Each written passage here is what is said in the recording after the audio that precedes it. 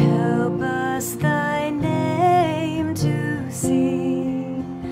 Help us to praise. Father, all glorious, o'er all victorious, come and reign over us, Ancient of Days.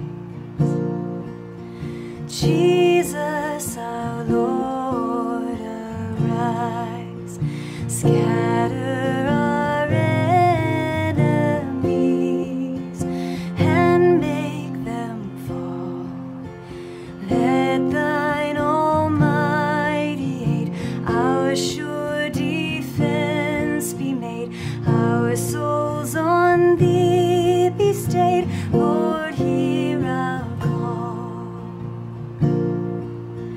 Come thou incarnate Word, gird on thy mighty sword, our prayer attend. Come and thy people bless, and give thy word success. Spirit of holiness, on us descend. Come, Holy Comforter, thy sacred witness bear in this glad hour.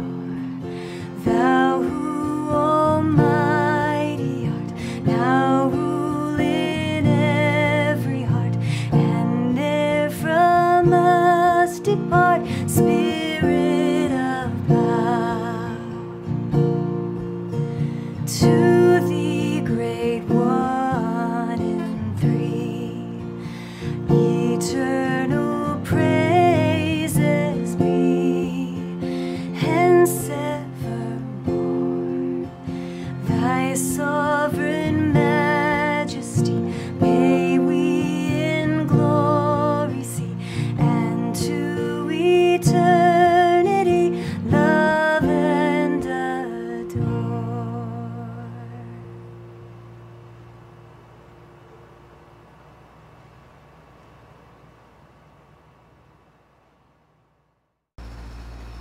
Magandang umaga po, at tayo ngayon ay nasa unang araw ng huling linggo po ng buwan ng Nobyembre.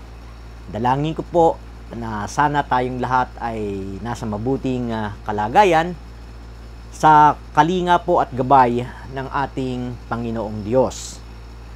Ang tema po ng ating aralin ngayong umaga ay hango po sa aklat ni Isaias, Kabanata 64, mga talatang 1 hanggang 9. At ganito po ang sinasabi ng ating aralin, na babasahin ko po sa English Tagalog Diglot Bible. Bakit hindi mo buksan ang langit at bumaba ka sa mundong ibabaw, upang ang mga bundok ay manginig sa takot sa iyong harapan? Sila'y manginginig na parang tubig na kumukulo sa init ng apoy. Ipakita mo ang iyong kapangyarihan sa iyong mga kaaway, upang manginig ang mga bansa sa iyong harapan. Nang ikaw ay dumating sa nakaraang panahon, gumawa ka ng mga bagay na nakakapangilabot na hindi namin inaasahan. Ang mga bundok ay nanginig sa takot nang ikaw ay makita. Sangkatauhan ay wala pang nakikita o naririnig na Diyos maliban sa iyo. Ikaw na tumutugon sa mga dalangin ng mga umaasa sa iyo. Tinatanggap mo ang mga taong nagagalak gumawa ng tama, at sila na sa iyo'y nakakaalala sa nais mong maging buhay nila. Ngunit kapag patuloy kaming nagkakasala, ikaw ay magagalit, at sa kabila ng iyong puot, patuloy kami sa paggawa ng masama. Lahat tayo'y naging marumi sa harapan ng Diyos. Ang mabubuting gawa natin maruruming basahan ang katulad. Nalanta na tayong lahat gaya ng mga dahon. Tinatangay tayo ng malakas na hangin ng ating kasamaan. Walang sino mang tumatawag sa pangalan mo. Walang sino mang bumabangon upang sa iyo'y lumapit. Kami iyong pinagtaguan at dahil sa aming mga kasalanan, kami iyong pinuksa.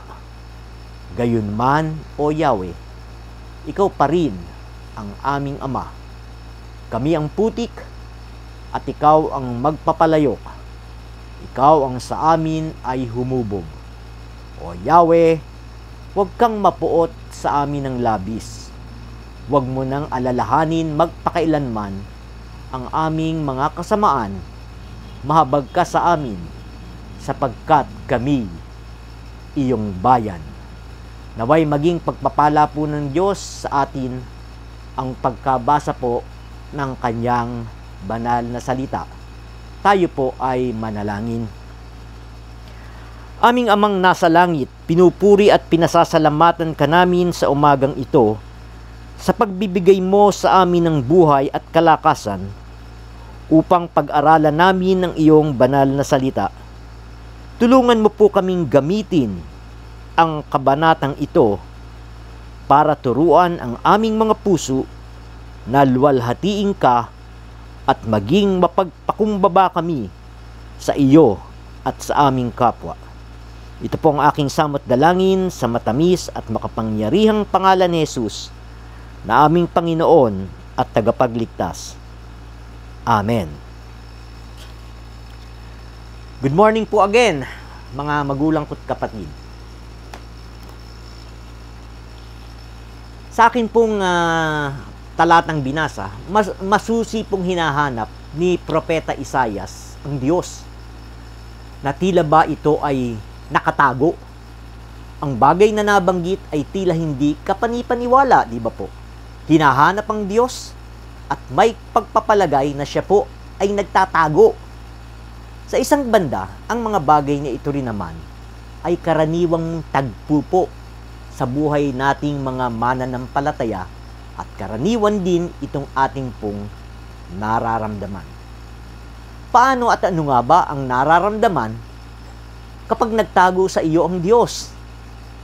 At gayon din sa maraming tao nakakilala mo. Masasabi ko na damang-dama mo ang bagay na ito kapag napakatindi at napakabigat ng dalahin mo sa buhay.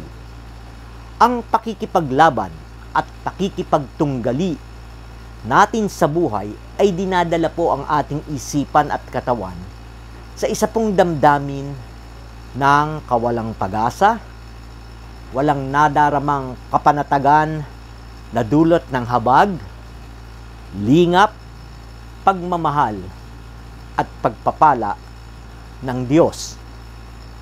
Sinasabi pong may dalawa raw uri ng pakikipagtunggali sa buhay na sumisira po sa ating isip at damdamin. Una po, nakatagpo ka na ba ng kaaway o kagalit?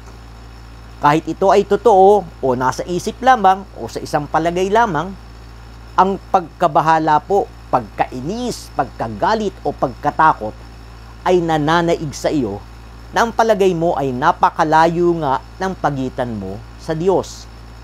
Nasa isang lugar ka na paulit-ulit na ginugulo at nililigalig ng iyong mga kaaway at kagalit, samantalang ang Diyos naman ay nasa kabilang lugar na tila baga walang pakialam at walang interes na pahintuin ang iyong mga kaaway at kalaban sa kanilang ginagawa sa iyo. Sa totoo lang po, mga magulang ko't kapatid, hindi malayo ang Diyos sa atin at hindi niya pinahihindian ang pag-iisip natin na hindi siya sapat sa makalangit na kalooban at pasya para sa ating mga buhay. Sinasabi po ng banal na kasulatan sa Mateo 28, talata 20, na kasama natin palagi ang Diyos saan man tayo naroroon sa lahat ng oras. Maging sa panahong tayo kinakalaban ng kaaway, kapiling pa rin natin siya at nangako ang Diyos sa sino mang kaaway ang kumakalaban sa atin, hinding-hindi ito magwawagi laban sa atin. Sundin lamang natin ang kanyang aral at pinag-uutos. Ikalawa po, ang ikalawang pakikipaglaban natin sa buhay ay ang malaman natin na may ginagawa tayong mali sa paningin ng Panginoon. Nagkasala po tayo laban sa Diyos, laban sa ating kapwa, laban sa ating sarili. Sa ilang pagkakataon dito natin nararamdaman po ang malaking agwat sa pagitan ng ating buhay at presensya ng Diyos. Ngayon po, balikan natin ang sinasabi sa Isaiah 64:6. Lahat tayo'y naging marumi sa harapan ng Diyos. Ang mabubuting gawa natin maruruming basahan ang katulad. Nalanta na tayong lahat gaya ng mga dahon. Tinatangay tayo ng malakas na hangin ng ating kasamaan. Mga magulang ko't kapatid, naalala pa ba ninyo po ang dalawang lalaking pumasok noon sa templo upang manalangin? Ang isa ay Pariseo at ang isa naman po ay publikano. Ano ang sinasabi ng ating banal na aklat?